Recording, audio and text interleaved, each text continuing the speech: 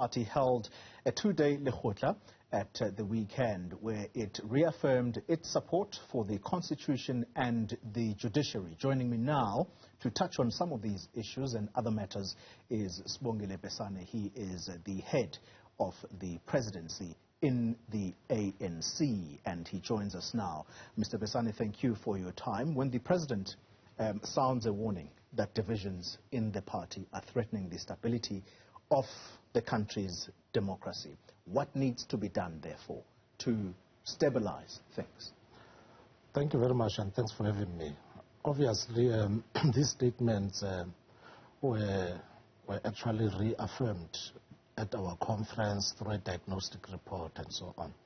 And basically, the starting point, we believe that if the ANC can stabilize, then it will be able to claim its position or its standing as leader of society. And it's an issue that we take seriously. And of course, part of stabilizing the country, stabilizing the ANC, is to sustain our loyalty to the Constitution of the country, which espouses quite a number of values that are in our ready to govern in the Freedom Charter. The president spoke at length yesterday about how the party has a credibility crisis as a result of the divisions that are ongoing. He speaks about a counter-revolution that is wearing a different face in the country. He then goes on to speak about ethics, but on that same line, he speaks about how the party is committed to its support of the country's constitution, including the judges. The president might as well have said who he was talking about, and that is the minister who he was involved in a back and forth with on Thursday last week, with statements that clearly were clear for all to see that he was being defied, his authority was being defied. Why couldn't he just say, Minister Sisulu, you're wrong? No, the point that the president made emanates from the observations that the NEC, even the lekgotla itself, made, even for some time now. If you remember, there has been an attempt to destroy property. We know that the July issue. So the ANC takes that quite seriously, that once a campaign is embarked upon to destroy property, especially in KZN and Johannesburg, that sort of thing is bound to destabilize the stability of the country. And now, this kind of counter-revolution or destabilization, so to say, you saw it when Parliament got banned, so that's why investigations are underway. Yeah. And even narratives to flirt with undermining the Constitution are narratives that should not be condoned. That means that where there are limitations or shortcomings with regards to executing what is espoused in the Constitution, we can't blame the Constitution. We are the ones who have been given the responsibility to govern. And where there are limitations, we cannot scapegoat and point the finger to the Constitution. When the president speaks about counter-revolution wearing a different face in South Africa, who is he referring to, or what is he referring to? Listen, in political terms, counter-revolution has always been there. There was a stage where counter-revolution was in charge of government in the form of apartheid. And when the ANC took over power, it does not mean counter-revolution receded. You know, it's just that a revolutionary agenda was more dominant and so on. And now, with time, we see that it has gained some it has become more sophisticated. Sometimes it can walk like the ANC, it can speak the revolutionary type songs like any other person. So counter-revolution does not, it's not something that has been away since the advent of democracy. So he was not referring to a specific person per se. He was referring to a phenomena evolving with the times. And that counter-revolution is found within the party that he leads? Obviously, the levels of factions, that is why the president reasserted that the ANC has been besetted by various mishaps that boils down to factions and divisions.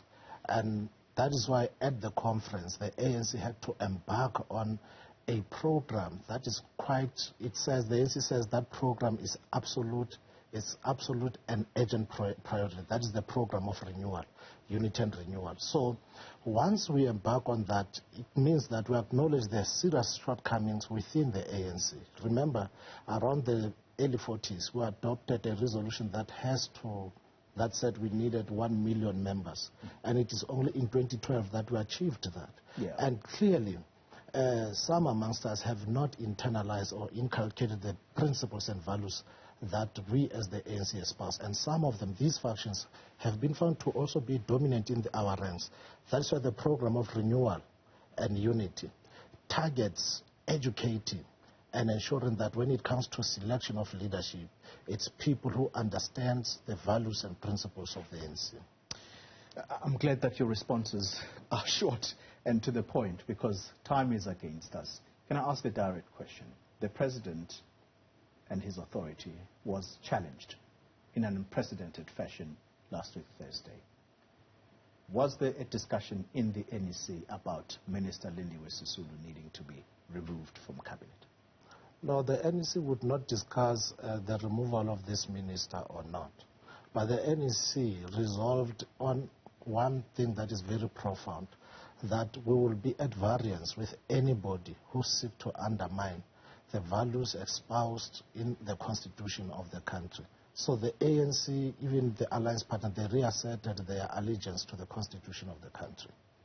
Reasserting the allegiance to the constitution of the country does not speak, though, to what COSATU, the alliance partners you speak about, warning that should such people continue with such in fact, if there is no disciplinary action against people who speak in this way against the constitution, it is going to exacerbate or promote what they say is a failure to do what is necessary, which is going to feed the culture of mediocrity. Yes, obviously, if there's no consequence for ill discipline, then it will feed into leaderlessness, into, a rudderless organization. Obviously, we are encouraged by the fact that the president, where he felt that he needed to engage the minister, that has taken place. And then, obviously, it's very clear that there's a different views on the matter. We hope that the president will have to really reassert his views and on what has happened in that particular meeting. As the ANC and presidency in the ANC were quite encouraged by the fact that there was a dialogue on the matter. Yeah, all right. So dialogue aside, clearly that dialogue did not achieve much, given the statements that came out on the back of that dialogue. The simple question is the president prepared to be second-guessed and undermined at every turn all the way up until December? No, the president is not determined for him to be second-guessed. I think President Ramaphosa has demonstrated that he would abide by processes. And in this era, in this context, in this matter, the president has demonstrated many times that there has to be consequence management. I want to believe that he would come out and deal with the matter so that it gets to finality. Yeah. Mr. Besani, the president himself is not without fault, and you sit in his office at Luthuli House. There was a leaked audio in December where the president comes across, at least on the back of that audio, comes across as being prepared to hide what he says is South Africans who should not know that their monies are being used towards ANC elective conferences. Why would the president, if he's committed to transparency and accountability, say something like that? President remains committed to transparency and accountability. In the context of that audio, at the meeting, what was being said that a number of things were coming up when a matter that related to CR funds was being discussed. And the president was warning that he would not want other matters to be discussed so that there is diversion on the matter, which was about CR17. So that's why he was saying, no, look, we're discussing the CR17 issues here, so let's not bring other matters so that he's not accused of diverting people from the substance of the matter. That was the context of that audio. Unfortunately, it was leaked, and it was leaked in such a manner that it projected the president as trying to hide the corruption, whether be it in the ranks of the ANC or generally. But he was trying to assert the fact that he would not want to divert what was being discussed by bringing other matters. That's why I said I would die on my sword. Mr. Besani, these were the words of the president, that he would rather say money was received from business rather than for the public to finally hear, this is crucial, to finally hear that their public money was used to advance certain campaigns. No, the president, remember there's context to that audio, which is, the context was, we are discussing CR17 funds, and the president says, don't bring other matters here. Let's discuss the issue of CR17 funds. That's number one. Part of the context is that there was an issue of the ANC being the one that is the recipient of this corrupt whatever. The president says, no. You know, we cannot try to use the ANC when for having received money in a corrupt way. At least it would be better if, or it would be maybe better or acceptable if, for instance, a person has received money from a certain business, unlike where, or a certain person, unlike where state money has been used. It was about what is better between the money comes from a private person and using state money for your own campaigns. Mr. Besani, is the president, including yourselves in the NEC, aware of public monies having been used towards the ANC elective conference, at least the most recent one in Nasrec in 2017? You would remember that during the Zondo Commission, and we are yet to receive quite reports elaborately there. During the Zondo Commission, one of, I think, the DG of the SSA, they were sort of testifying on how funds were used, the state funds were used, whether to, you know, to influence the conference, the conference and so on. So we are aware of what has been brought to the attention of the Zondo Commission. Hopefully, the Zondo Commission will be able to make recommendations in that regard. Mr. Besani, as things stand regarding this issue of transparency around the possible use of public money,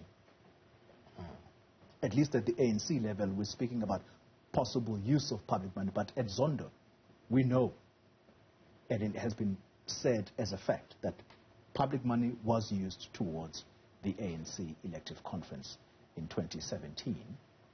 Right now, there is a member of your party's caucus in Parliament who has been suspended by your chief whip in Parliament for saying that the president should be allowed to go and account to SCOPA, which is a parliamentary committee.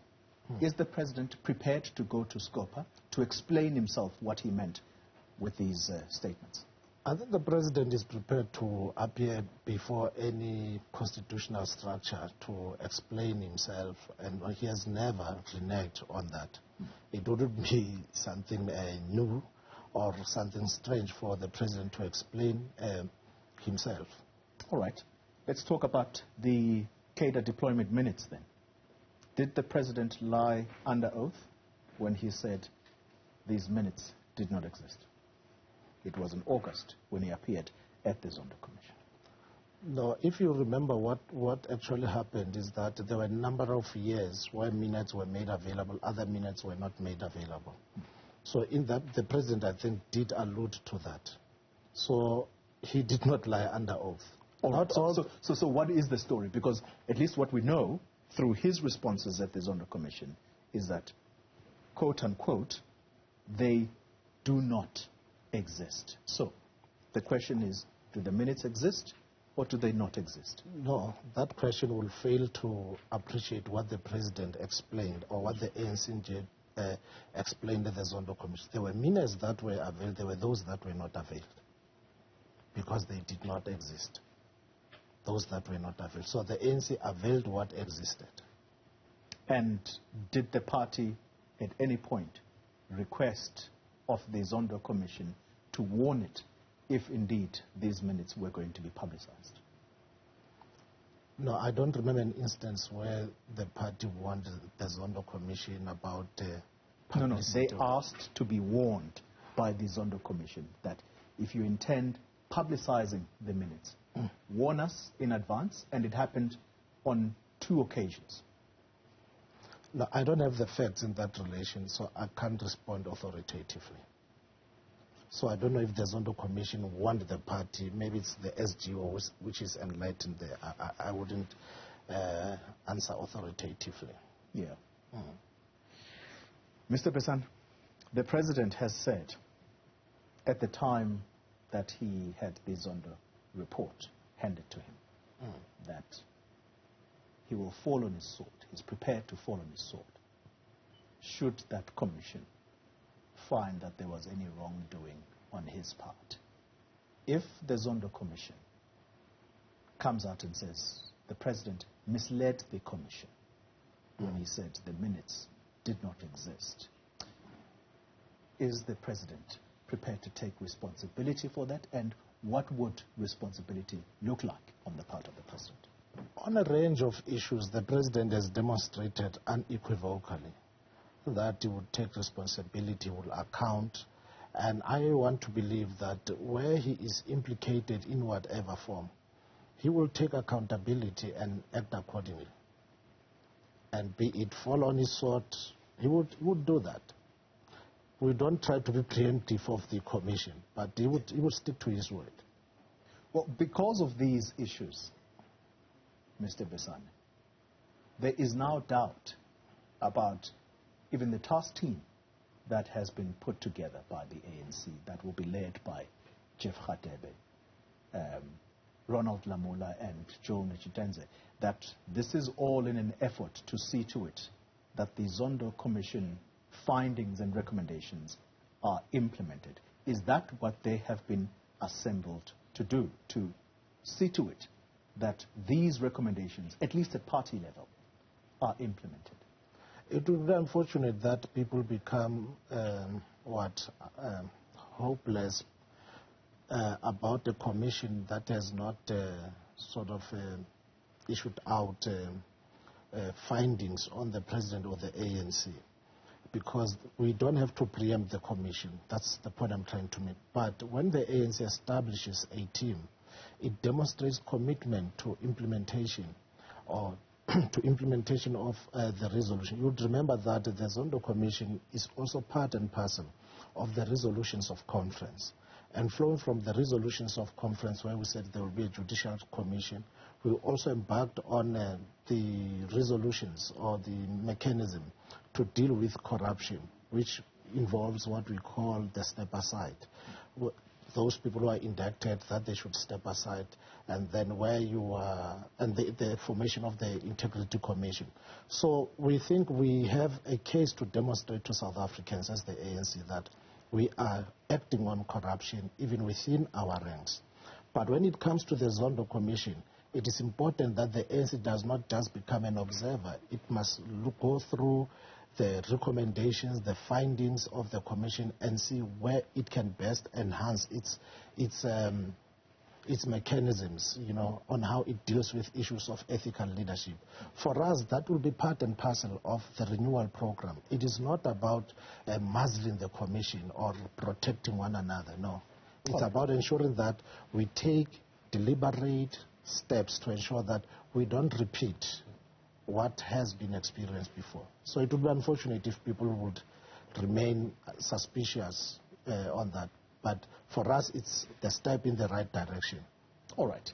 Let's conclude our conversation, Mr. Besani. I'd like for you to answer to South Africans, not now as head of the ANC presidency, but as a senior member in your own right who sits at the decision-making level of the ANC, that when members of the public see the kind of disagreement, the kind of undermining of authority, because that's how some have read the statements of the tourism minister against her boss, the president, should South Africans be assured that the road to December's ANC elective conference will not impact on the stability of governance? Are you able to assure South Africans that what we will see is a South Africa that continues to work? One thing that the ANC will not compromise is the stability of this country. And under our stewardship, we want to assure South Africans that we'll do everything to ensure that the country is not compromised.